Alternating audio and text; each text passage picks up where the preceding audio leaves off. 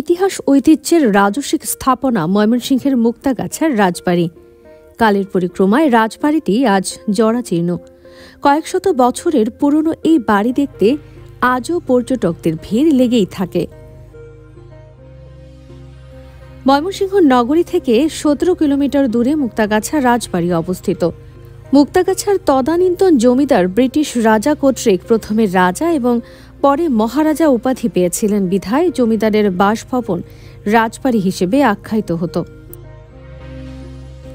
1757 খ্রিস্টাব্দে পলাশীর যুদ্ধ শেষ হওয়ার পর নানা কারণে শ্রীকৃষ্ণ আচার্য চৌধুরীর 4 ছেলে বগুড়া থেকে আলাপ সিং এর বসে বসবাসের জন্য সিদ্ধান্ত গ্রহণ করেন।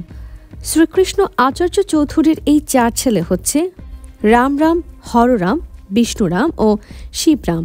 বসতি স্থাপনের আগে তারা এই পরগনার বিভিন্ন স্থান ঘুরে ফিরে দেখেন এবং বর্তমান মুক্তাগাছা এলাকায় বসতি স্থাপনের জন্য মনস্থির করেন। সে সময় আলাপ সিং পরগনায় খুব একটা জনবসতি ছিল না, চারদিকে ছিল অরণ্য আর জলাভূমি। শ্রীকৃষ্ণ আচার্যর 4 ছেলে ব্রহ্মপুত্র নদের শাখা নদী আইমানের তীরবর্তী স্থানে নৌকা ভিড়িয়েছিলেন।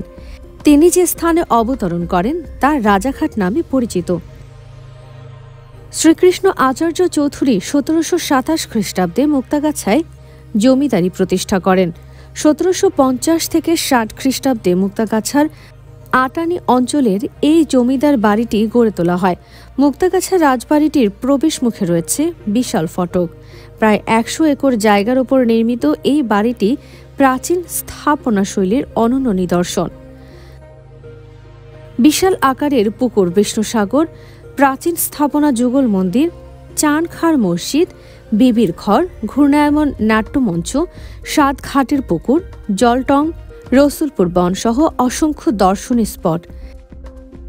নাট্যমঞ্চের 2 পাশে ছিল হারমোনিয়াম ও তবলাবাদকদের জন্য আলাদা আলাদা 2টি স্থান। দক্ষিণ দিকে শিল্পীদের বিশ্রাম গৃহ, পেছনে গ্রিন রুম।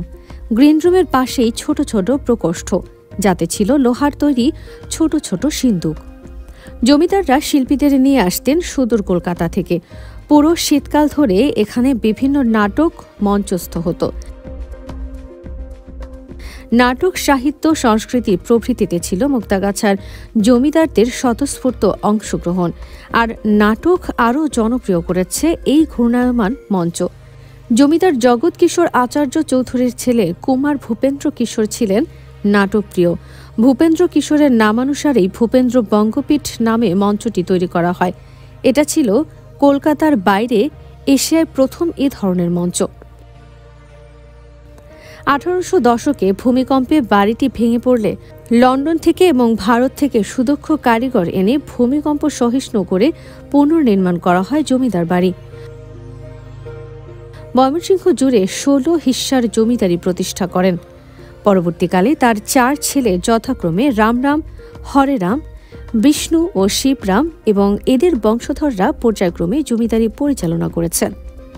মুক্তাগাছার এই রাজবাড়ি ছিল হরেরামপুত্র জগৎ কিশোর আচার্য চৌধুরীর। তিনি ছিলেন আটানের জমিদার এবং তৎকালের প্রভাবশালী জমিদার। 1947 সালের পর মুক্তাগাছার জমিদারদের প্রতিষ্ঠাতা শ্রীকৃষ্ণ আচার্য চৌধুরীর 16 জন বংশধরের প্রায় সবাই চলে যান ভারতে।